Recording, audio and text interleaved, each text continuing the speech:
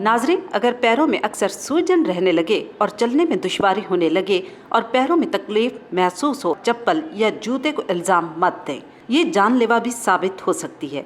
इसे मामूली हरगिज़ न समझें और फ़ौरन डॉक्टर से रुजू करें।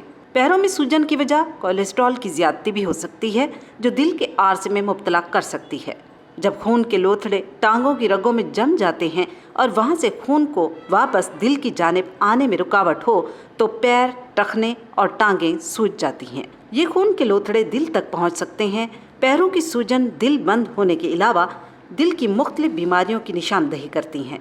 मतली, खांसी, थकावट, सांस फूलना भी अमराज कल्ब की अलामात हैं। इसके अलावा गुर्दे सही काम न कर रहे हों और जिस्म का फाजिल सियाल खारिज होने की बजाय जिस्म में ही जमा हो रहा हो, तो ये भी पैरों की सूजन की एक अहम वजह होती है। तो ऐसी सूरत हाल में फ़ौरन डॉक्टर से रुजू करें और पैरों की सूजन को मामूली ना समझें।